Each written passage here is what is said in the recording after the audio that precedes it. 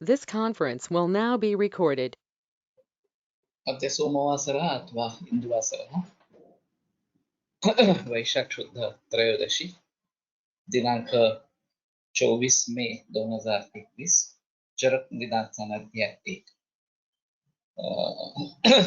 आगन्तुक शंखं चक्रं जलतां दधतमृतघटं चारुदौर्भिश्चतुर्भिः सूक्ष्मस्वच्छातिरुद्यांशकपरिविलसन् मौलिनं भोजनेत्रं तालाम्भोदोज्ज्वलाङ्गं कटितटविलसच्चारुपीताम्बराढ्यं वन्दे धन्वन्तरिं तं प्रौढदावाग्निलीलं ब्रह्मणो हि समारब्धाम् आत्रेयाद्येषु पूजिताम् अस्मदाचार्यपर्यन्तां वन्दे गुरुपरम्पराम् आयुर्वेदरतं वन्दे माधवाख्यं महागुरुम् आयुर्वेदामृतं सर्वं शिष्येभ्यो यः प्रदत्तवान् द्रष्टाज्ञानी दुष्टकर्मा कृतकर्मा तथैव च अध्यापको विषक्श्रेष्ठो महान् संशोधकस्तथा गुणैरेतैः समुदितैः यत्कार्यं प्रतनोति सः समृद्ध्यर्थं हि कार्यस्य वयं नु प्रयतामहे सरस्वत्यै नमो यस्याः प्रसादात् पुण्यकर्मभिः बुद्धिदर्पणसङ्क्रान्तं जगदध्यक्षमीक्षते आत्रेयं प्रथमं वन्दे आयुर्वेदजगद्गुरुम् आयुर्वेदामृतं सर्वं गृहीत्वा विसुरेश्वरात् अग्निवेशादिकेभ्यो यः प्रयच्छत्नि सप्तमः प्रथमं तन्त्रकर्तारम् अग्निवेशं नमाम्यहम्।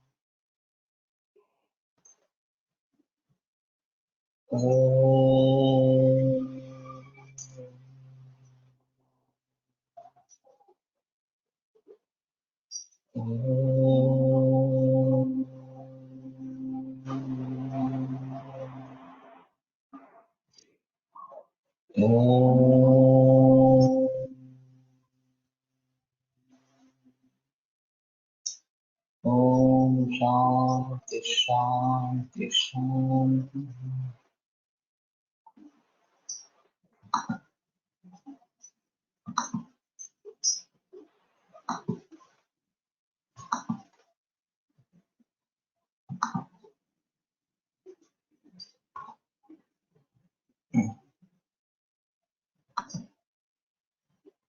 अभिघात अभिसंग अभिशाच अभिकार अभिशापेभ्यः आगन्त्री यथा पूर्वम् भवति स किञ्चित् कालम् आगन्तुक केवलो भूत्वा पश्चात् दोषेण निबध्यते तत्र अभिघातजो वायुना दुष्टशोणिताधिष्ठानेन मया यथा उक्तं यत् अभिघातजे व्याधो न केवलं वातस्य विकारः कार्यः किन्तु शोणितदुष्टिरपि तत्र विद्यते इत्यस्यापि विचारः तत्र कार्यः एव अभिसंगशः पुनर्वातपित्ताभ्याम् अभिचाराभिशापजो तु सन्निपातेन अनुबध्यते।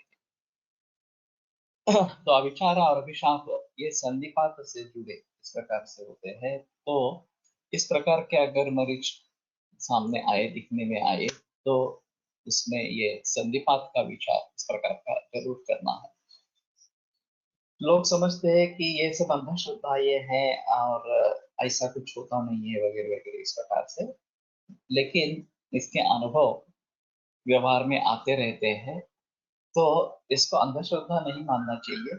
कई जगह ये अंधश्रद्धा हो सकती है या गोवाबाजी हो सकती है, लेकिन कुछ इंस्टेंसेस ऐसे जरूर है कि इसमें ये अंधश्रद्धा नहीं रहती। तो वास्तव इस प्रकार का है। कोडटकर सर के यहाँ नागराज करते एक पेशेंट थे, उन्होंने काफी बार कोडटकर सर को और उनके छात्रों को उनके किसी रिश्तेदार की बात कही थी कि जो बिल्कुल क्रिपल्ड हो गया था और हलना फिरना वगैरह सब मुश्किल हो गया था। तो किसी मांत्रिक को बुलाया गया, तो उसने कहा कि मैं उनके घर पे जाऊंगा, ओरिजिनल घर जहाँ पे है वहां पे। और फिर वहां जाने के बाद उसने एक जगह ढूंढ निकाली और कहा कि यहाँ खुदाई करो इस प्रकार से। तो अंदर एक बॉक्स थी और उसमें एक बाहुली या डॉल इस प्रकार के थे। उसने सभी जगह से पिन तासनी जो बोलते हैं वो डाले थे। और उसकी कंडीशन और इस आदमी की कंडीशन एक जैसी इस प्रकार। तो उसने कहा कि ये करनी की गई है, अभिचार इस प्रकार का है। और फिर मैं इसको अभी उलट देता हूँ, और वो करने से ये रुग्ण ठीक हो गया, और जिसने ये करनी कराई थी वो बीमार हो गया, इस प्रकार से। तो ये सच्ची बातें हो सकती है। तो हमें इसके बारे में थोड़ा सजग रहना चाहिए। ये बहुत अपवादात्मक रूप में ही देखे जाते हैं, रेगुलर केसेस दिखाई नहीं देते इसके। लेकिन ये मतलब नहीं है कि ये केवल झूठ है और मानसिक परिणाम है, ऐसा नहीं है। ये वास्तव में भी होते हैं। ये एक बात ध्यान में रखनी इस प्रकार की।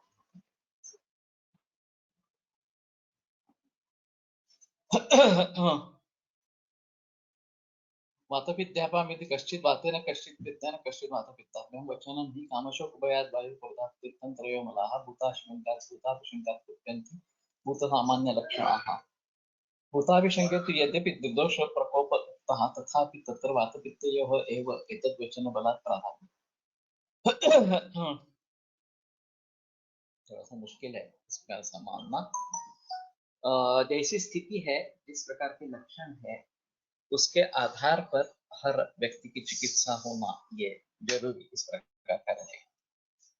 स सप्तविधात् ज्वरात् विशिष्ट लिंगोपक्रम समुत्थानत्वात् विशिष्टो वेदितव्यः कर्मणा साधारणेन च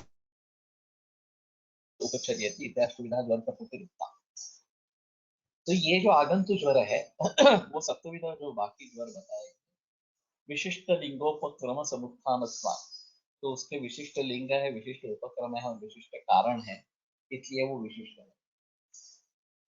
तो उस प्रकार के ज्वर में उसी प्रकार की उसकी चिकित्सा, उसका उपक्रम भी अलग है। मंत्र मणि होम मंगल वगैरह वगैरह जो है दैव विभाषा चिकित्सा या आघात जन्य है तो माता और दुष्ट शोणित इनकी चिकित्सा इसमें करनी है, तो एक ये विशिष्ट है। कर्मणा साधारण न च उपचर्य, और साधारण कर्म जो है वो भी उसमें किया जाता है, उसका उपचार। तो साधारण नीति दैव युक्तिभाषण, दैव उपाश्रय बलि होम, बलिमंगल होमादि। तो कर्म साधारण तेषाम, ये दो जगह ज्वर में भी आता है और जनपदो संस्थनीय में भी ये शब्द प्रयोग कर्म साधारण तेषाम ये कर प्रयोग आता है।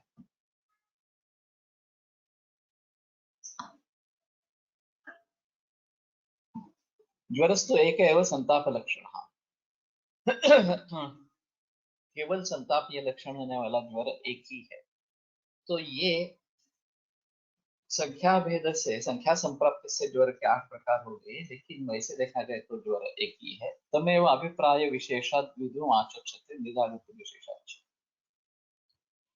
और उसी को अभिप्राय विशेष से दो प्रकार का मानते हैं, निगरागंतु विशेषाच, और उसमें निजा और आगंतु ये विशेष इस प्रकार के। तत्र निजं द्विविधं त्रिविधं चतुर्विधं सप्तविधं च आहुर्विशेषो वातादि विकल्प।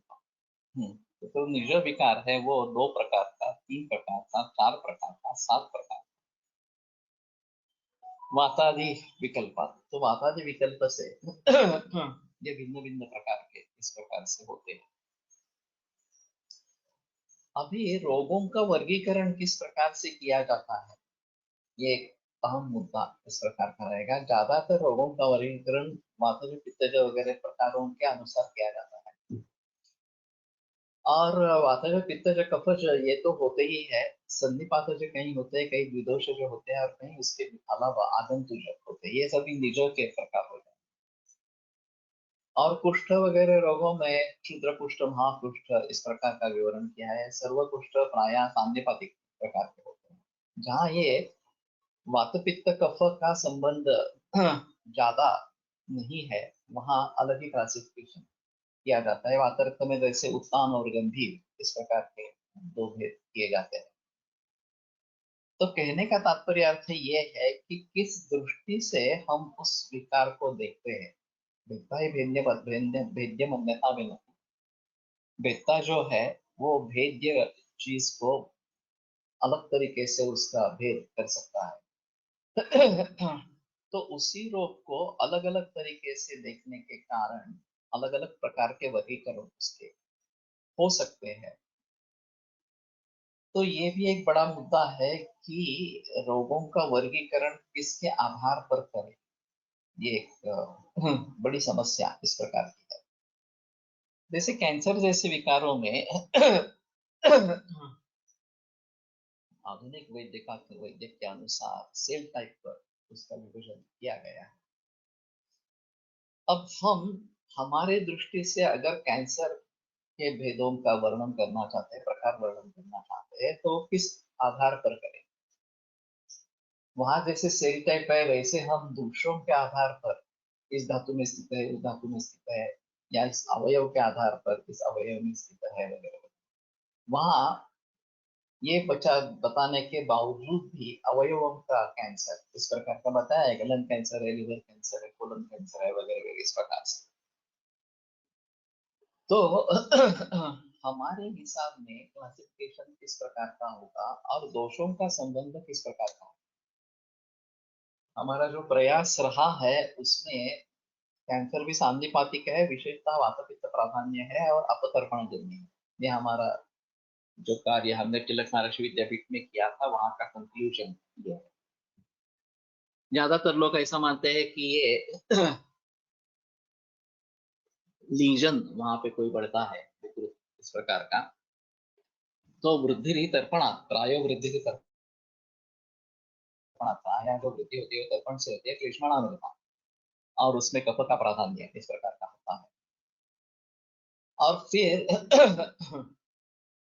उसके लिए अपतर्पण करना चाहिए। अगर ये संतर्पणोत्तर है तो उसका अपतर्पण करना चाहिए, लेकिन वास्तव में अपतर्पण करने से हानि ज्यादा होती है। जैसे कि तमक श्वास में बताया गया, सर्वेशम ब्रूहणी यंता शक्तिश्च प्रायशो नात्यर्थम शमने पायो भूषो शक्तिश्च कर्षण। तो ब्रूहण करने से अल्प और शक्य इस प्रकार का उपद्रव होगा। लेकिन कर्षण करेंगे तो वृषो शक्य, तो वो अशक्य इस प्रकार का हो जाता है ट्रीट करने। तो इन सभी बातों को ध्यान में रखते हुए किस रोग में किस तरीके का प्रिंसिपल प्रयोग में लाना है, ये निर्भर करना पड़ेगा। और किस क्लासिफिकेशंस को लेकर हम आगे बढ़ेंगे इसके बारे में थोड़ा सोचना पड़ेगा।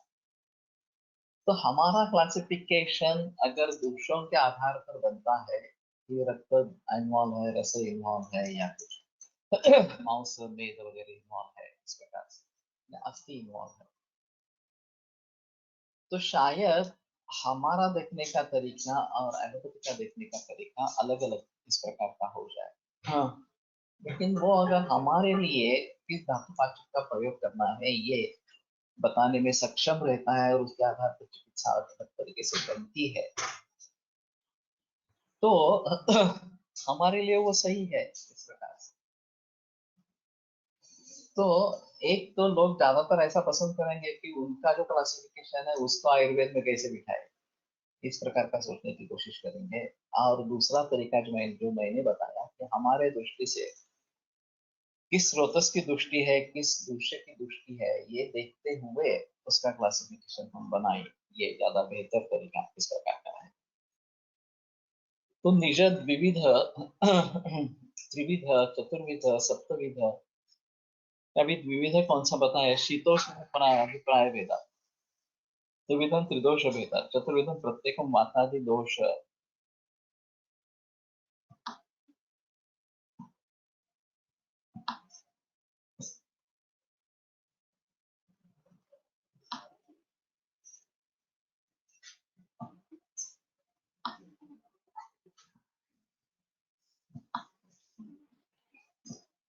जन्यभेदात् तत्र चातुर्विध्ये द्वन्द्वज्वराः प्रतिक्षिप्यन्ते तेषां प्रत्येकं वातादिज्वरसदृशत्वात् त्रिदोषज्वरस्तु असाध्यता योगात् तृतीय साध्यता योगात् वा प्रतिदोष। तो अभी इनको ये करना है कि जो भी हमारे सामने प्रकार आते हैं उन सभी के बारे में वो किसमें उसका समावेश करना है, इसके बारे में थोड़ा सोचना पड़ेगा। तो ये देखना पड़ेगा।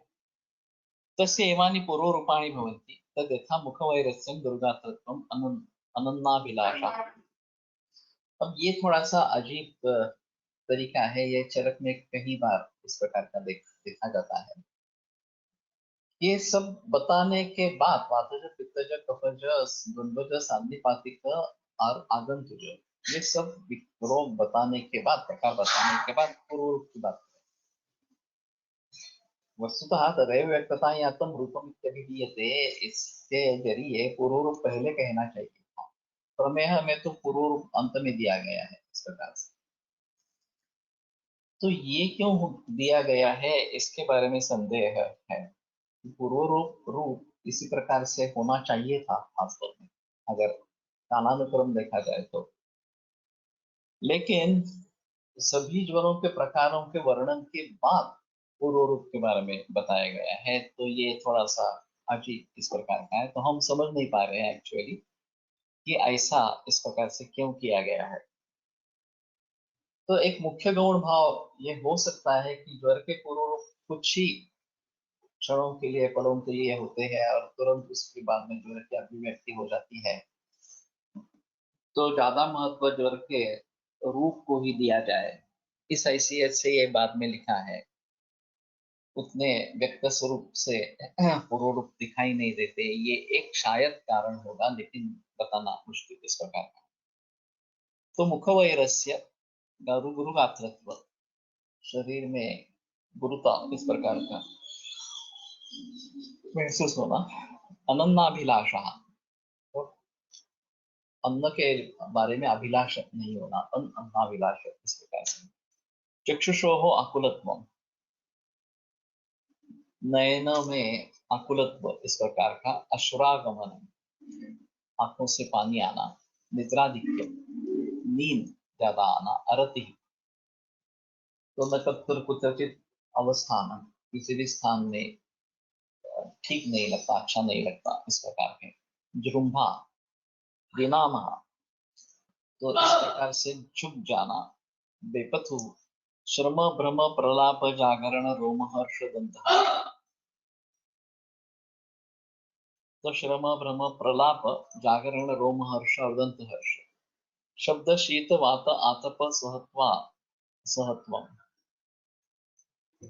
तो इसका सहत्व भी और असहत्व भी दोनों इस प्रकार से दिखाई देना। तो दोष के अनुसार ये होते रहेंगे। शब्द का बारे में, शीतत्व के बारे में, वात के बारे में और आतप के बारे में, सहत्व या असहत्व। अरोचका विपाक, अरोचक और अविपाक। दौर्बल्यम, अंगमर्दः, सदनम, अल्प प्राणता, दीर्घ सूत्रता। दीर्घ सूत्रता यानी कि एक काम बहुत देर तक करते रहना इस प्रकार से। उचितस्य कर्मणो हानि, जो उचित इस प्रकार का कर्म है उससे हानि वो नहीं करना। निद्राधिक्य पण आले आणि जागरण पण, बराबर है। तो जागरण और निद्राधिक्य ये दोषों के अनुसार कह सकते हैं कि निद्राधिक्य है तो प्राधान्य है, जागरण ज्यादा है तो हाँ वात के कारण है। और इसके आधार पर एक कह सकते हैं कि सभी के सभी पूर्व रूप नहीं होंगे। जितने भी पूर्व रूप बताए गए हैं वो सभी दिखने ही चाहिए, ऐसा नियम नहीं है। अगर दिखते हैं तो असाध्यत्व हो जाता है, ये भी बताया गया है। आलस्य उचितस्य कर्मणो हानि प्रतिपता स्वकार्ये। अल्प प्राणता का मतलब कहेंगे कि हाँ,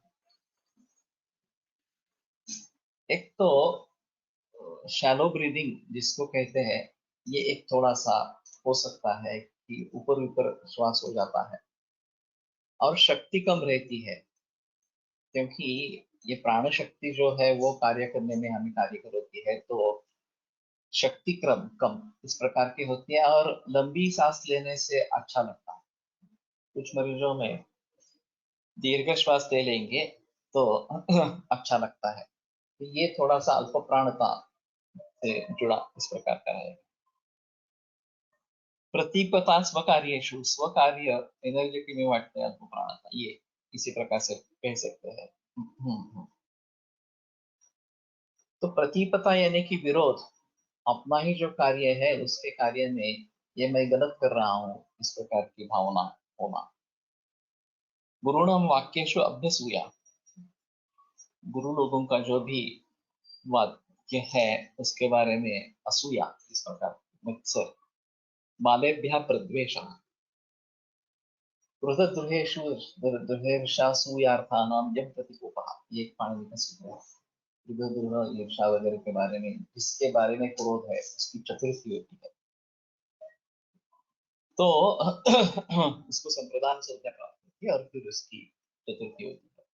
तो बालों के बारे में प्रद्वेष होना, तो ये एक अलग चीज है कि बालक अगर स्वस्थ है, हमसे खेल कर रहा है, मस्ती कर रहा है, तो भी उसके बारे में प्रद्वेष होना, नहीं नहीं मुझे नहीं चाहिए, द्वेष करना, तो ये ज्वर का पूर्व हो सकता है। सर्व स्वधर्मेशु अचिंता, अपना जो कर्तव्य है उसके बारे में नहीं सोचना। माल्य अनुलेपन भोजन परिक्लेशन, माल्य अनुलेपन भोजन, इसके बारे में परिक्लेश इस प्रकार का होना। मधुरेभ्यश्च भक्ष्येभ्यः प्रद्वेषः, मधुर भक्ष्य जो है उनके बारे में द्वेष निर्माण होना। अम्ल लवण कटुक प्रियता, अम्ल लवण और कटुक रस प्रिय होना। इति ज्वरस्य पूर्व रूपाणि भवन्ति प्राक् संतापा, तो ये संताप के पहले ये लक्षण होते हैं। अपि च एनं संतापार्थम अनुबध्नन्ति, और संताप होने के बाद भी इसका अनुबंध चालू रहता है। तो तदेव व्यक्तता यातम रूपमित्यभिधीयते, तो सभी के सभी लक्षण नहीं, लेकिन कुछ लक्षण तो आगे भी चले जाएंगे, रूपावस्था में परिवर्तित इस प्रकार। इत्येतानि एकैकशः ज्वरलिंगानि व्याख्यातानि भवन्ति विस्तर समासाभ्याम्, तो इस प्रकार से एकादश ज्वरलिंग ये बताई गई, विस्तर और समास दोनों तरीके से। तो ज्यादा कम भी नहीं और बहुत ज्यादा भी नहीं, इस प्रकार से। ज्वरस्तु खलु महेश्वर कोप प्रभव सर्व प्राण भृतान प्राण हरो देहेन्द्रिय मनस्तापक, तो ये महेश्वर कोप प्रभव इस प्रकार का है, शंकर के कारण उत्पन्न हुआ। और ये दक्ष प्रजापति ने जो यज्ञ किया उसमें शंकर का अवमान किया,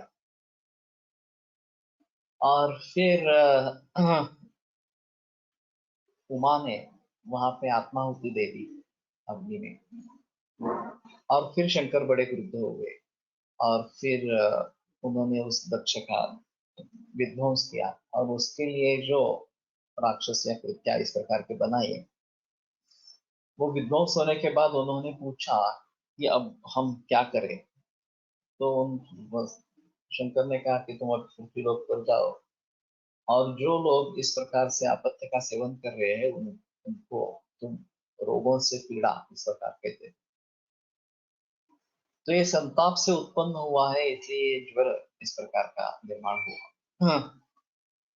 अब ये जो स्टोरीज है इस प्रकार की, तो आयुर्वेद अशास्त्रीय है ये कहने के लिए इन कथाओं का आधार लिया जाता है, और बताते हैं देखो यहाँ कुछ भी लिखा है, कैसे भी लिखा है, कहाँ आज का ज्वर और कहाँ ये कथा शंकर के क्रोध के कारण ये उत्पन्न हुआ इस प्रकार से।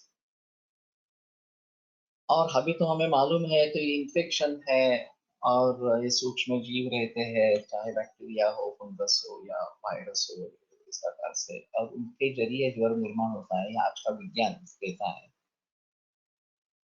तो आयुर्वेद कितना अशास्त्रीय है ये बताने के लिए इन कथाओं का आधार लिया जाता है। तो मैं मानता हूं कि शब्द प्रामाणिका वयम, शब्द हमारे लिए प्रमाण है। यद शब्दाः तदस्माकं प्रमाण, जो शब्द कहे वो हमारे लिए प्रमाण है। तो ऋषि मुनियों ने जो बात बताई है उसको ठुकराने वाले हम कौन है, हम की पात्रता, हमारी पात्रता ही क्या है, योग्यता क्या है। तो इस प्रकार का वक्तव्य करने से पहले आयुर्वेद के लोग भी जब ये बताने लगते हैं तो थोड़ा दुख इस प्रकार का होता है कि सबसे अहम मुद्दा जो है वो शब्द प्रामाण्य पर विश्वास करना। जब तक हम उन जैसे नहीं बन सकते, महाराष्ट्रस्तुभ्याम निर्मुक्तास्तपो ज्ञानबलेन वैराग्येण, इस प्रकार से। तो शिव की आराधना स्कूल होगा क्या? होगा। राम नाम के बारे में आया है, विष्णु सहस्त्र नाम के बारे में। तो कहने का तात्पर्य अर्थ ये है कि ये हमें माइथोलॉजी इस प्रकार की लगती है, ये मूर्खता है और अशास्त्रीय है वगैरह वगैरह, ये बातें हमें अच्छी लगती है, कि सही लगती है इस प्रकार से। लेकिन अगर हम वैक्सीनेशन की थ्योरी और उसके जरिए निर्माण होने वाले ऑटोइम्यून डिसऑर्डर्स इसको देखें, तो उसमें क्या अलग है? हाँ, एक विशिष्ट रोग के लिए प्रतिकार शक्ति पानी है, तो उसी रोग के जो जीवाणु है, जो उस रोग का कारण है, उनको बहुत ही अल्प मात्रा में, बहुत ही अर्ध शक्ति वगैरह इस प्रकार की स्थिति में उनको अगर हम भीतर ले लेते हैं, शरीर के भीतर, तो शरीर एंटीबॉडीज निर्माण करती है उसके लिए, उसको खत्म करने के लिए। और जब इस प्रकार का आक्रमण होता है, तो ये एंटीबॉडीज काम करती है और उस आक्रमण को परास्त कर देती है। ये इसकी वैक्सीनेशन की थियरी इस प्रकार। अब ये जब काम पूरा हो जाता है उनका, अभी कोविड-19 की बात चल रही है, म्यूटेटेड वायरस है, सेकंड वेव है, थर्ड वेव आएगी वगैरह इस प्रकार से। और फिर उसके लिए एंटीबॉडीज निर्माण करना ये वैक्सीनेशन का काम है। तो वैक्सीन लेकर आईजीजी की टेस्ट करें, आईजीजी अगर उत्पन्न हुए हैं, पॉजिटिव है टेस्ट, तो हम समझ लेंगे हाँ अच्छा बहुत बढ़िया, हमारे शरीर में इम्यूनिटी निर्माण हो गई है। अब ये वायरस मुझे कुछ नहीं करेगा इस प्रकार से। लेकिन ये वेव जो है वो निकल गई, और वो निकल जाने के बाद ये जो एंटीबॉडी शरीर में रहेगी, वो क्या करने वाली है? जैसे शंकर को उन दैत्यों ने या उन्होंने कहा, प्रत्याओं ने कहा कि अब हमारा काम कहाँ है, तो शंकर ने जैसे उनको आदेश दे दिया कि ठीक है, जो इस प्रकार का अपचार करने वाले लोग हैं,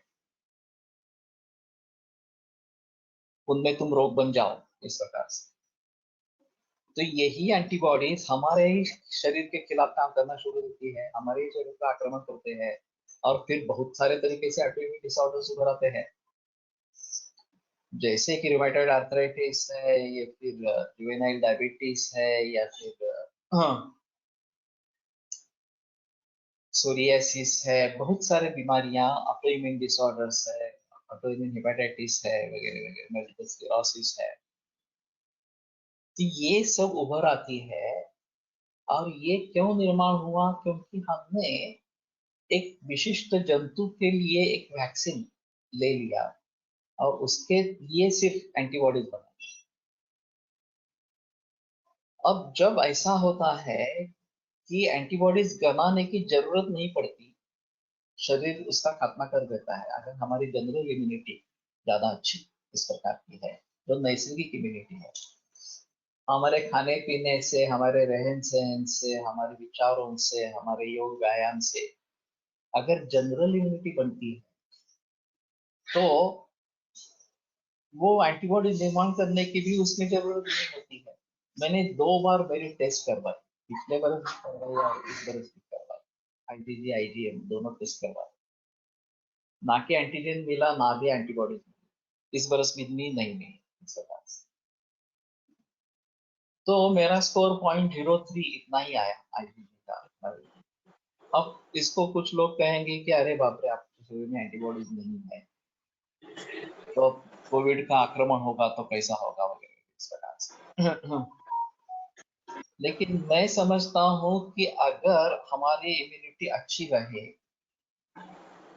तो फिर इसके बारे में सोचने की जरूरत नहीं पड़ेगी, न केवल इसके बारे में सोचने की जरूरत नहीं पड़ेगी, अपितु नॉन इन्फेक्शियस डिसीजेस या नॉन कम्युनिकेबल डिसीजेस जो कैंसर, डायबिटीज वगैरह इस प्रकार के कहे जाते हैं, उनके बारे में भी सोचने की जरूरत नहीं पड़ेगी। और ये इम्यूनिटी बिल्डिंग का मामला कंसेप्शन से पूर्व शुरू होता है। अगर कंसेप्शन से पूर्व हम पंचकर्म करवा लेते हैं दोनों का पत्नी का, और फिर कंसेप्शन करवाते हैं, और फिर बाद में मासानुमासी परिचर्या वगैरह जो है वो सभी का पालन इस प्रकार से करते हैं, तो गर्भिणी में इस प्रकार की प्रतिकार क्षमता निर्माण होगी, और वो आगे सूतिका अवस्था में दूध के जरिए बालक को मिलती है। और जब बाहरी दूध या अन्न शुरू करते हैं तो ऑर्गेनिक या नैसर्गिक खाना खाना है, सुवर्ण प्राशन करते रहना है, सुवर्ण सिद्ध दूध पानी ये उबाल के लेते रहना है। अगर ये सब बातें करेंगे तो हमारी इम्यूनिटी बरकरार है, और फिर आगे योग्य उम्र में योग, व्यायाम ये सब करते रहेंगे और मनस्थिति को काबू में रखेंगे, तो हमारी इम्यूनिटी अच्छी रहेगी। और फिर ये जो महेश्वर को प्रभव, ये मूल कारण है इसका। अगर ये नहीं होता तो ज्वर नहीं होता, कुछ और विकार इस प्रकार का होगा, लेकिन इसके कारण ये ज्वर संताप होने के कारण हुआ है, क्रोध से उत्पन्न। तो इसमें अहम बात यह है कि ये पित्त के जरिए निर्माण हो रहा है, ये बात ध्यान में रखनी है हमारे हिसाब में। और जब वैक्सीनेशन की बात आती है तो ये मुद्दा ध्यान में रखना है कि vaccination is one of the causes of autoimmune disorders. ये काफी अहम मुद्दा इस प्रकार का है। और फिर अमेरिका में इसके कारण ऑटिज्म हुआ, ये सिद्ध हुआ, और फार्मेसी को नुकसान भरपाई देनी पड़ी, ये भी बात ध्यान में रखने इस प्रकार की है। तो उपाय चिंतन प्राज्ञा अपायम अपि चिंतयेत्, उपाय का विचार करते हुए अपाय का भी विचार करना चाहिए। केवल अभी तात्कालिक लाभ होगा, इससे कोविड से बच जाएंगे, इतना ही विचार नहीं करना। तो जनरल इम्युनिटी के बारे में ज्यादा सोचना है। आयुर्वेदानुसार वॅक्सिनेशन मध्ये वापरला जाणारे दूषी विष मानव एका कारण चरकाचरण विशेष दूषी विषाः कीट विषाः वीर्य तीन वीर्य विषा व्याह, हा रेफरन्स कीट है या संदर्भात तो वायरस लागू हुई था, सोच सकते हैं। वहां हीन वीर्य विष इस प्रकार के कुछ बताए गए हैं। और फिर उसमें भी वर्ण संकर की भी बात की गई है। विषयों के बारे में जो प्राणी है सविष, उनके बारे में व्यंतर ये एक बात बताई गई है जो संकर से निर्माण हुए हैं, और ये ज्यादा खतरनाक है। अगर इस प्रकार के mutated, double mutated, triple mutated और मिक्स्ड इन्फेक्शन इस प्रकार के वायरस होंगे तो ये संकर जैसे हो जाएंगे, और ये ज्यादा डेंजरस है। और अभी हम देख रहे हैं कि पिछले बरस की अपेक्षा से अब इस बरस की दूसरी वेव जो है वो ज्यादा खतरनाक है, और तीसरी वेव कैसी होगी उसके बारे में तो पता नहीं है। ये सब बता रहे हैं कि अगर वैक्सीनेशन पूरा हो जाएगा तो तीसरी वेव नहीं आएगी वगैरह। वैक्सीनेशन पूरा होना मुश्किल बात है, तो प्रैक्टिकली नहीं है। अब तब तक तो तीसरी वेव आ जाएगी, क्योंकि हम इसके बारे में ना कुछ सोच रहे हैं। लहान मुलांना जन्मापासून सुवर्ण वर्षा सुरू करावे की वर्षाचे झाल्यावर सुरू करें, जन्म से ही लेना है। पहला तो सुवर्ण प्राशन ही बताया है बालक के लिए, तो जन्म से ही करना है। 6 महीने कालावधी सांगितला है सुवर्ण प्राशन। तो जब तक ये बाहर का अन्न या दूध शुरू नहीं होता पहले 6 महीने के लिए, तब तक ये सुवर्ण प्राशन साक्षात कराए, और फिर सुवर्ण सिद्ध जल, सुवर्ण सिद्ध दूध देते रहे। वो पूरे जन्म के लिए भी ले सकते हैं, उसमें कोई संदेह की बात नहीं। तो कहने का तात्पर्य अर्थ है कि हमें इसके बारे में सोचना है। अगर कोरोना को रोकना है सच्ची स्थिति में, तो हर्ड इम्यूनिटी एक बात हो सकती है जो दोनों समय में कारीगर हुई है कि बहुत सारा लोग इन्फेक्टेड हो गए और फिर एक सामूहिक प्रतिकार शक्ति बन गई इस प्रकार से, या कम से कम हमारे चौखट में वो नहीं आए, इसके बारे में थोड़ा सोचना पड़ेगा। तो उसके लिए धूपन ये बहुत बेहतर है। घर में क्लिनिक में धूपन करवाते हैं, मरीज आने से पूर्व, मरीज जाने के बाद। और ये अभी म्यूकर माइकोसिस को अगर रोकना है पोस्ट कोविड इस प्रकार से, तो अंजन, नस्य, कवल और धूमपान ये नियमित रूप से करते रहो। तो इस अगली जो वेव है, थर्ड वेव जिसको कह रहे हैं, उसको शायद हम रोक पाएंगे। अब ये तो मुश्किल दिखता है इसको रोक पाना, और इनके पास दूसरा कोई साधन नहीं है। लॉकडाउन करते रहेंगे, बाकी कुछ नहीं करेंगे। इसमें अर्थस्थिति बिगड़ जाएगी और बिगड़ती जाएगी, और फिर उसके लिए पैकेजेस देना वगैरह इस प्रकार की बातें होंगी। तो भली भांति लॉकडाउन कम से कम रख के किस प्रकार से करना है, ये थोड़ा सा सोचना चाहिए कि अगर स्टैगर्ड टाइमिंग्स है, ये भीड़ से फैल रहा है, तो भीड़ न हो ये देखना चाहिए। और उसके बारे में जैसे बंबई में भीड़ कम करने के लिए कार्यालय के समय अलग अलग करवा दिए, करे दिए, क्योंकि वो पीक आवर्स है, उसमें लोकल पर बहुत ही भीड़ होती थी और प्रवास करना बिल्कुल मुश्किल इस प्रकार हो जाता था।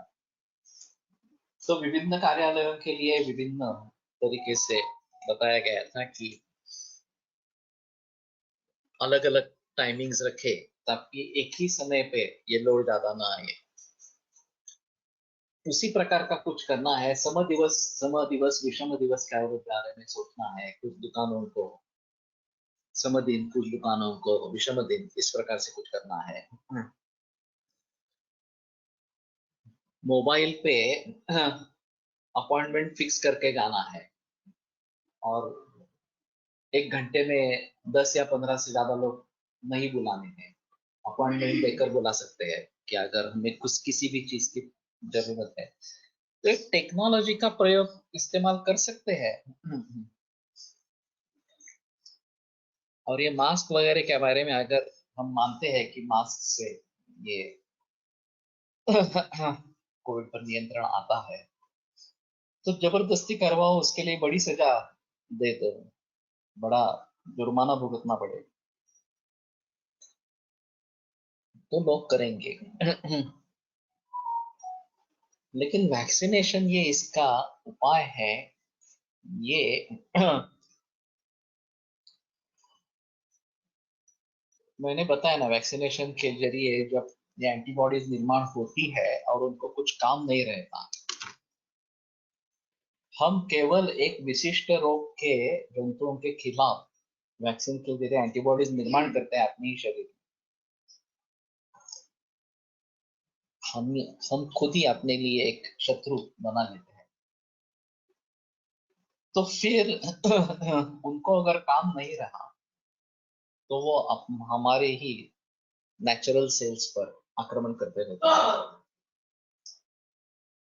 और उसको ऑटोइम्यून डिसीज इस प्रकार से कहते हैं। तो ये एक बड़ा खतरा है, और इसलिए मैं मानता हूं कि समाज को प्री कंसेप्शन से लेकर अवगत कराना है। सभी लोग मानेंगे नहीं मानेंगे, करेंगे नहीं करेंगे, अलग चीज है, लेकिन वैद्यों में तो प्रसार होना चाहिए। उनके लिए क्या दिक्कत की बात हो सकती है?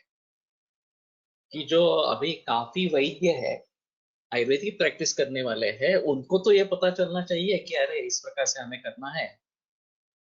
तो वो करने लगेंगे तो उनके जो रिश्तेदार है, उनके जो फ्रेंड सर्कल है, उसमें इसका फैलाव होगा और धीरे धीरे पूरे समाज में फैल जाएगा। तो वैक्सीनेशन की जरूरत ही न हो बालकों के लिए भी, इस तरीके से सोचना है। 50 बरस पहले कहाँ वैक्सीनेशन थी? अब लोग बताते हैं कि उस समय में एपिडेमिक्स आते थे और एपिडेमिक्स के जरिए बहुत सारी हानि होती थी, इसलिए वैक्सीनेशन का महत्व बहुत ज्यादा इस प्रकार का है।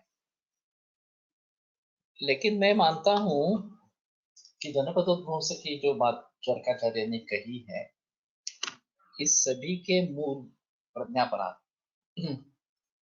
उसको कौन देखने वाला है? तो तयोर्योनि प्रज्ञापराध एव, तो प्रज्ञापराध के कारण विनाश हो रहा है, ये बात भी लोगों तक पहुंचानी चाहिए। सर्वेषां वायवादीनां यद् वैगुण्यम् उत्पद्यते तस्य मूलम् अधर्मः तन्मूलम व असत्कर्म पूर्वकृतम तयोर्योनि प्रज्ञापराध है। ये जो बात चरकाचार्य ने बताई है। अभी जो पर्यावरणवादी है वो कहते हैं कि पर्यावरण का विनाश जो हो रहा है हमारे ही कारण हो रहा है, हम ही उसके लिए जिम्मेदार इस प्रकार के हो। और जब तक हम ये समझेंगे नहीं तब तक हम उसमें परिवर्तन लाने की कोशिश नहीं करेंगे। तो मैं मानता हूँ कि जो कम से कम आयुर्वेद प्रैक्टिस करने वाले इस प्रकार के हैं, वो पहले इसको भली भांति समझ ले और उस दृष्टि से विचार करना आरंभ करें की सिमला येणार हे भाकीत कशाच्या आधारावर केले जाते आणि लहान मुले बाधित होतील हे पण कशावरून ठरवतात, या मागची शास्त्रीय विचार प्रक्रिया काय आहे की केवळ ढोबळ अंदाज आहेत हे सर्व? अभी ये तो एविडेंस बेस्ड मेडिसिन है, आधुनिक वैद्य जो है वो, और जितने एविडेंस उनके फायदे के लिए है उनको तो सामने रखते हैं, जो एविडेंसेस फायदे के नहीं है, उनके नुकसान वाले हैं, उनको सामने नहीं रखते। तो एविडेंस ये बताता है कि कैंसर के बारे में केमोथेरेपी का सक्सेस रेट अमेरिका में 2.1% और ऑस्ट्रेलिया में 2.3%, इतना ही है। ये एविडेंस सामने आया ही नहीं लोगों में, पब्लिश्ड है फिर भी सामने नहीं आया, क्योंकि वो एलोपैथी फार्मेसी के फायदे का नहीं है।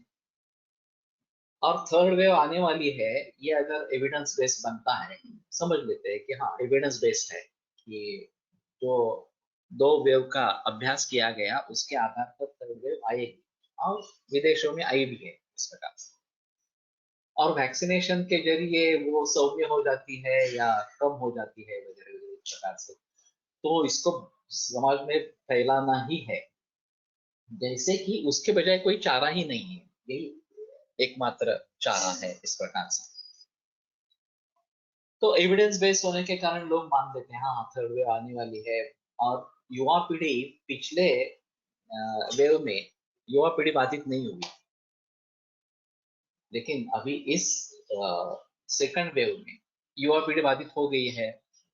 42 से 60 वर्ष के बहुत से आदमी बीमार हो गए इसमें, और मृत्यु भी हुई कुछ लोगों की, बच्चों भी इसमें शामिल हो गए, बच्चों की भी मृत्यु हो गई।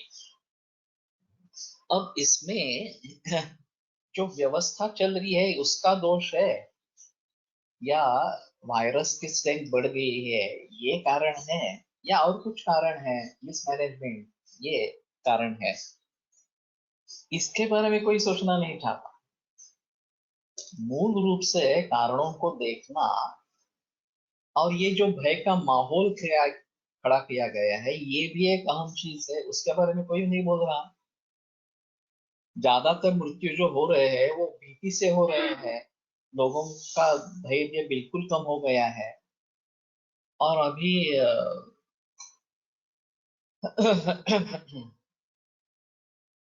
हमारे हाथ में कुछ नहीं है, बेड नहीं मिल रहा है, ऑक्सीजन बेड नहीं मिल रहा है, वेंटिलेटर नहीं है, रेमडेसिविर नहीं है, वगैरह वगैरह। इस प्रकार की अगर बातें हैं तो असमर्थता भयंकराणाम, ये जो बात होती है उसके जरिए डेथ हो रहे हैं, ये इसको कौन देख रहा है? फिर भी 80% लोगों में लक्षण नहीं है, ये भी अनदेखी चीज है। अगर आपको लोगों तक बात पहुंचानी ही है कि इतने बाधित हो गए हैं, तो उसका सब क्लासिफिकेशन भी दे दो कि 2 लाख नए मरीज मिल गए हैं और उसमें से 1,80,000 सिम्टम फ्री है, सिम्टम लेस। डिक्लेयर करो कम से कम। माइल्ड सिम्टम्स वाले 15,000 है और सीवियर सिम्टम्स वाले 2,000 है, इस प्रकार से जिनको अस्पताल में दाखिल करने के लिए। और आइसोलेशन से भी फायदा होता है, जैसे स्प्रेड नहीं होता है, तो आइसोलेशन के बारे में सोचना है। और आइसोलेशन जब करेंगे तो मॉरल कैसे बूस्ट करना है उसके बारे में सोचना है। अभी यहाँ का करवे नगर का जो आइसोलेशन सेंटर आरएसएस द्वारा चलाया जा रहा है, वहाँ फ्री है, एक तो मुफ्त है कि जिनके घर में आइसोलेशन की सुविधा नहीं है उन लोगों के लिए। फिर उसके साथ में कुछ योगा है, हास्य क्लब वगैरह है, कुछ दवाइयां हैं, माइल्ड सिम्टम्स है तो उसको दवाई देनी है आयुर्वेद की वजह। तो ये अच्छा तरीका है। लेकिन 135 करोड़ की इस आबादी में, इस देश में सभी तरीके की बातें सुचारू रूप से प्रचलन में लाना और वेस्टेड इंटरेस्ट नहीं होने देना, सभी बातों, सभी जो चीजें हैं उसके बारे में हम उसमें से पैसे कैसे कमाएंगे, अगर यही दृष्टि कुछ लोगों की रहेगी तो मुश्किल है। हम मानवता से प्रेरित अगर काम करेंगे तो अच्छा काम होगा, मानवता के लिए उपयुक्त इस प्रकार का। लेकिन ये अगर मकसद नहीं है हमारा तो मुश्किल इस प्रकार के रहे। और जिनको मदद चाहिए रियली, उनके पास उनके को मिल नहीं रही है, तो ये काफी मुश्किल मामला इस प्रकार का है। लोकांना घाबरवण्यासाठीच करतात आणि आता केवळ लहान मुलेच कमी बाधित झाली होती, त्यामुळे त्यांनाच टार्गेट केले जाते। जसे आपण मनावर ठसवतो तसेच दृष्टीस दिसते। तो इसमें ऐसा है ना कि बच्चे अगर इस प्रकार से बीमार हो जाते हैं तो फिर एक साइकोलॉजिकल टेंशन बढ़ जाता है। उनके लिए माँ बाप कुछ भी करेंगे, कितना भी पैसा खर्च करें। तो ये एक इस प्रकार से इमोशनल ब्लैकमेलिंग, ये भी बात हो सकती है। एक तरफ सहानुभूति होती है कि अगर बच्चे इस प्रकार से बीमार होते हैं तो सभी लोगों की सहानुभूति उसके लिए होती है, लोग पैसा भी देते हैं, ये भी बात सही है। और दूसरी तरफ अगर उनकी मृत्यु हो जाती है तो ये बड़ा सदमा होता है, इसके बारे में भी कोई संदेह नहीं है। कल एक पत्रक आया था, कोई बालक है और 16 करोड़ कुछ बीमारी है, उसके लिए 16 करोड़ खर्च आने वाला है, तो इसके लिए मदद करो, इस प्रकार। आश्चर्य की बात है कि केवल एलोपैथी लेकर ही वो ठीक होगा, ये कहाँ का विचार है? उसके बारे में आयुर्वेद, होम्योपैथी या और कुछ साइंसेस, इसके बारे में विचार हुआ ही नहीं है। और 16 करोड़ नहीं मिलेंगे तो उसकी जान नहीं बचेगी, तो ठीक है, उसके लिए चंदा इकट्ठा करना, लोग देने वाले भी रहेंगे, उसमें कोई संदेह नहीं। ऐसे जब कभी मुझे फोन आए थे कि ऐसा ऐसा हम बहुत अच्छा काम कर रहे हैं, बच्चों के लिए कर रहे हैं या रोग के लिए कर रहे हैं, तो आप चंदा दे दीजिए। तो मैंने कहा कि ठीक है, आप मेरे पास मरीजों को भेजो, मैं मुफ्त में इलाज करूंगा, आयुर्वेद का इलाज करूंगा। फोन कट कर देते हैं, बंद कर देते हैं। उनको तो उस बारे में सोचना भी नहीं है, आयुर्वेद का इलाज करना है वगैरह इस प्रकार से। आंध्र प्रदेश में नस्य नेजल ड्रॉप से कोविड ट्रीटमेंट करने वाले वैद्य के यह गार्डी और उनका फॉर्मूला इन्वेस्टिगेट के लिए है, ऐसे न्यूज थी कल। क्या ये संभव केवल नस्य से संभव है? केवल नस्य से नहीं है तो अष्टोतन है। और उससे ऑक्सीजन लेवल बढ़ती है और कई लोगों ने उसका अनुभव लिया है। एविडेंस बेस्ड है। अगर सिद्ध करो ना, आईसीएमआर को क्या हुआ है? आईसीएमआर इसके बारे में दखलंदाजी दे सकती है, आयुष दखलंदाजी दे सकती है, और सचमुच ये बात सच है या नहीं है देख सकती है। अगर ये सच निकला इस प्रकार से, तो आयुर्वेद को बढ़ावा मिलेगा इसके जरिए। तो ये तो नियम वो नहीं चाहेंगे। इस बात स्पष्ट है इस प्रकार से। लेकिन वो मुफ्त में दे रहा है, ये एक अहम मुद्दा है। और बहुत सारे मंत्री आमदार वगैरह ने भी उसका अनुभव लिया है, ये भी अच्छी बात इस प्रकार की है। जब मैं कॉलेज में था, सेकंड ईयर में ऐसा कुछ, तो एक जर्मन के डॉक्टर का आइरिस डायग्नोसिस इस प्रकार का एक व्याख्यान रखा गया, और उसमें एक अजीब बात ऐसी थी कि केवल आइरिस का फोटोग्राफ लेके पूरे शरीर के बारे में जितनी भी बीमारियां हैं उसका निदान हो सकता है। सभी का रिप्रेजेंटेशन नेत्र में है, ऐसा उसका कहना था। और इस तरीके से निदान होता था। और उससे भी आश्चर्य की बात थी कि केवल नेत्र में ड्रॉप्स डाल के उसकी चिकित्सा हो सकती थी, शरीर के पूरे बीमारी। तो आइरिस डायग्नोसिस एक अलग बात है, और ये आंखों में दवा डाल के उसके बारे में होता था, ये भी एक अजीब बात है। आतापर्यंत 30 ते 40 कोविड पॉझिटिव्ह रुग्णांच्या संपर्कात आलो आहे, 2 वेळा अँटीबॉडी टेस्ट केली, ती निगेटिव्ह आली. आणखी एका परीक्षेत बाबतीत ती पॉझिटिव्ह, तिच्या पतीमध्ये सर्व लक्षणे होती, तो निगेटिव्ह, आणि त्याची अँटीबॉडी टेस्ट देखील निगेटिव्ह. याचे उत्तर मी माझ्या एमबीबीएस मित्रांना विचारल्यास त्यांच्याकडे उत्तर नव्हते.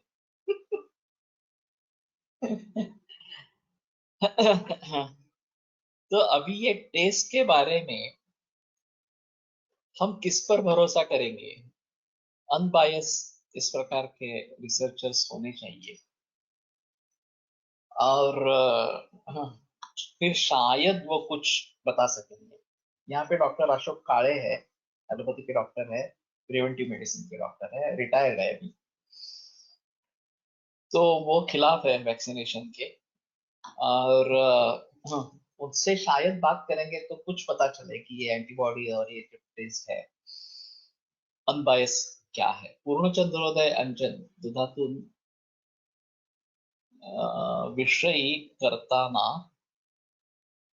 पाहिले आहे एक ज्येष्ठ वैज्ञानिक इन इमर्जेंसी केसेस। ठीक है। मेरे कहने का तात्पर्य आता है कि जैसे ये आइरिस डायग्नोसिस और नेत्र में दवा डालकर सभी रोगों को ठीक करना, ये बात बताई गई। रिफ्लेक्सोलॉजी एक अलग है, पांव तल में, हस्ततल में बहुत सारे पॉइंट्स है, और फिर वहां का मर्दन करते हैं उस पॉइंट्स पर पर्टिकुलरली, तो शरीर ठीक होता है, ऐसा उनका भी कहना है।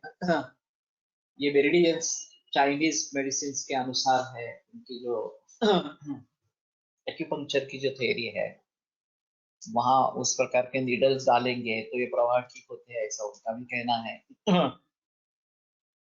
कर्णपाली भेदक, ऐसा करने से कर्ण का आकार जो है कर्ण कशपुली का, वो गर्भ जैसा इस प्रकार का है, तो उसमें भी पूरे शरीर के पॉइंट्स है, और उसमें अगर सूचीवेद करेंगे तो पूरा शरीर ठीक हो सकता है, ऐसा उनका भी कहना है। प्राणी क्लिनिक वालों का एक अलग कहना है कि डिस्टेंट फीलिंग भी कर सकते हैं। तो ये अगर एविडेंस बेस्ड है कि इससे होता है, परिणाम होता है और लोग ठीक होते हैं, तो ज्यादा से ज्यादा क्या करेंगे कि इसको प्लासिबो इफेक्ट कहेंगे, कि ये सब हो रहा है, ये केवल मानसिक खेल है, इसमें शास्त्रीय बात कुछ नहीं है वगैरह। चाइनीज वाले तो नहीं मानेंगे कि एक्यूपंक्चर केवल मानसिक खेल है इस प्रकार से, होम्योपैथी वाले भी नहीं मानेंगे कि ये केवल मानसिक खेल है इस प्रकार से, उसमें कुछ है जो एलोपैथी के समझ में नहीं आ रहा, जो एनाटॉमी फिजियोलॉजी के जरिए समझ में नहीं आ रहा। और एनाटॉमी फिजियोलॉजी के जरिए ही सभी बातों का विचार हो सकता है, सभी बातों के बारे में सुझाव मिल सकती है। तो मानना मूर्खता इस प्रकार की है, प्रत्यक्ष में अल्पा मनोतर और अप्रत्यक्ष। तो इन सभी बातों को ध्यान में रखते हुए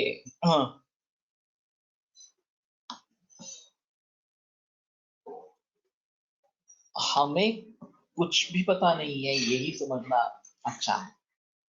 जैसे मैग्नेटोथेरेपी भी है, चुंबकीय चिकित्सा इस प्रकार से। तो काफी लोग विभिन्न प्रकार से काम कर रहे हैं, कुछ हद तक उनको सक्सेस भी हो रहा है। तो हमें किसी दूसरे चीज के बारे में गलत है या ऐसा हो ही नहीं सकता वगैरह वगैरह ऐसा कहने का कोई अधिकार नहीं। हमारा ज्ञान कितना है, हमारा अनुभव कितना है, तुम सच्चे रूप से उसको समझने की कोशिश करो। अगर ये सही है बात, तो उसको आयुर्वेद की दृष्टि से कैसे देखना है इसके बारे में सोचो। हमारा शास्त्र बहुत व्यापक है, हम सभी को हमारे में समेट कर सकते हैं। ये है, मध उकळून त्यावर केलेले औषध डोळ्यात सोडले जाते, आंध्र प्रदेश घटना। विषाचा उपयोग दिसतो, मध उकळणे विषवत होते। एक तो सही बात यह है कि क्या डाल रहा है उसके बारे में निस्संदेह ज्ञान होना चाहिए। और फिर उससे जो दावा किया जा रहा है ऑक्सीजन लेवल बढ़ती है, वो सचमुच ही बढ़ती है, दूसरा कोई कारण नहीं है, ये भी स्पष्ट होना चाहिए। अगर ये होता है तो इसका प्राण से कुछ संबंध रहेगा। ये हमारे हिसाब में अगर जोड़ना ही है उसको कहीं, तो प्राण से जोड़ना पड़ेगा। और वैसे मुद्रा भी एक अलग चीज है।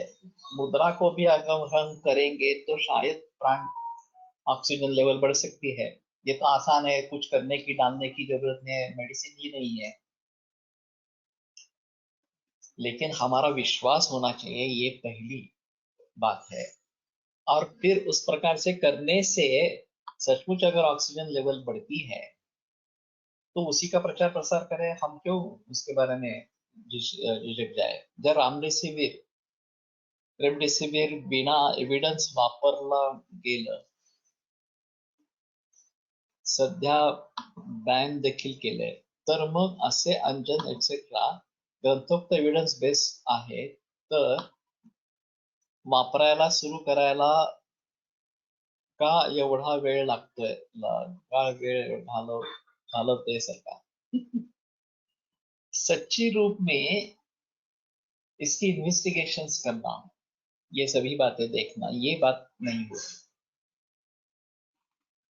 अभी एलोपैथी का ही वर्चस्व है पूरे विश्व भर में, केवल भारत में है ऐसा नहीं है, पूरे विश्व भर में है। और किसी दूसरे अन्य शास्त्र को ऊपर आने देना उनके लिए अच्छा नहीं है, उनके अस्तित्व का प्रश्न निर्माण हो जाएगा। उसको बहुत समय लगेगा, लेकिन ये हो सकता है, ये वो भी जानते हैं। और इसलिए इस प्रकार के प्रयासों को हाँ, बेकाबू बताना, ये उनके लिए अहम चीज इस प्रकार की। लेकिन अगर सच्चे साइंटिस्ट है तो वो मान सकते हैं कि अगर हाँ ठीक है, एविडेंस बेस्ड है, तो हम इसको मान लेंगे। तो एविडेंसेस क्रिएट करना जरूरी है, एविडेंस दिखाना जरूरी है। ये अगर बात हो जाती है तो ये भली भांति इस प्रकार का हम समझ पाएंगे। तो कहने का तात्पर्य अर्थ ये है कि अभी की सिचुएशंस में किस प्रकार से मार्ग निकालना है। मोदी जी ने क्या किया कि एलोपैथी के डॉक्टरों को अलग बुलाया, आयुर्वेद के डॉक्टरों को, आयुर्वेद होम्योपैथी डॉक्टरों को अलग बुलाया। बाकी लोग उनको तो बारे में कुछ दे ही नहीं, उनको बुलाने का कोई सवाल ही नहीं है इसके पास। अगर इकट्ठा बुलाते तो शायद ये जो प्रतिकार शक्ति वगैरह की जो बातें हैं उसके बारे में ज्यादा जिक्र होती। और प्रतिकार शक्ति बढ़ाने के लिए क्या करना है ये ज्यादा सोचें। जैसे अभी विटामिन सी का प्रयोग करना है प्रतिकार शक्ति बढ़ाने के लिए, तो फार्मेसी तुरंत पॉइंट पिकअप कर लेगी, ठीक है चलो हम विटामिन सी बेचेंगे इस प्रकार से। आयुर्वेद वाले कहेंगे चलो हम तो च्यवनप्राश बेचेंगे इस प्रकार से। तो जो अपने अपने फायदे की चीज है वो लोगों तक पहुंचाने का इस प्रकार का तरीका होता है। लेकिन ये सभी स्वार्थ प्रवृत्त है। मानव जात के लिए क्या हित है ये देखने वाले बहुत ही कम लोग। तो अगर हमें सचमुच इस संकट का सामना करना है और इसमें से बाहर निकलना है तो बायस न होते अनबायस होकर सभी चीजें करनी चाहिए। और ठीक है ना, तो फिर इस प्रकार से अंजन से होता है या प्राणायाम से होता है, खाना अच्छा खाने से होता है, योग और व्यायाम से होता है, जो भी चीजें हैं उनके ऊपर बहस करो अगर ये थर्ड वेव को रोकना है तो। लेकिन कोई भी इसके बारे में बताने वाला नहीं है अभी। तो हमें खुद करना है, हमें खुद लोगों की तरफ ये पहुंचाना है कि ये करो इस प्रकार से। और पहले हमें ही शुरुआत करनी है, लाइफस्टाइल अच्छी रखनी है, ये सभी मत्स्य धूम अंजन वगैरह ये सभी करने हैं, योग और व्यायाम करना है, और नैसर्गिक या ऑर्गेनिक कम से कम ये खाना है। तो हम लोगों को कह सकें कि ये सब करो तो थर्ड वेव फोर्थ वेव कितनी भी वेव आएंगी, कौन से भी और वायरस आएंगे तो भी हम उसका मुकाबला कर पाएंगे। तो ठीक है, latest news is that zinc related to mucormycosis growth. It is being consumed by patients inadvertently. मालूम नहीं है अभी जिंक कहाँ से लाता है, किस तरीके से अंदर जाता है। तो ठीक है, ये इस प्रकार के संशोधन आते रहेंगे और ये फिर एक लिमिटेड इस प्रकार के संशोधन है, सर्वांगीण विचार होना जरूरी है और उसके लिए कोई सुझाव नहीं दे। हर एक की अपनी अपनी सोच है, हर एक का अलग अलग विचार है और उसके आधार पर वो जिंक सप्लीमेंट्स घेतात लोग या। तो ये एडवर्टाइजमेंट ओके। तो इन सभी के बारे में सर्वांगीण दृष्टिकोण रखना है, ये सबसे अहम मुद्दा इस प्रकार। रुकते हैं, कल आगे बढ़ेंगे।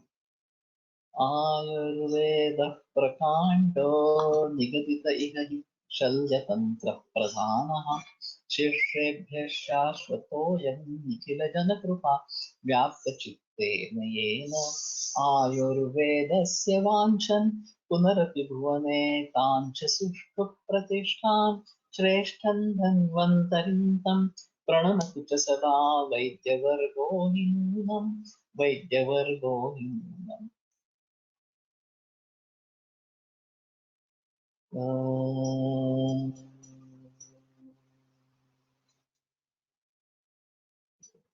ॐ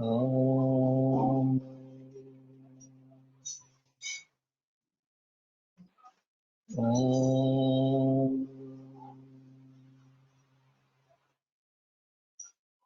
ॐ शान्ति शान्ति शान्तिः। विरम्यते व्याख्यानवाकः श्वः पुनरपि मिलिष्यामः।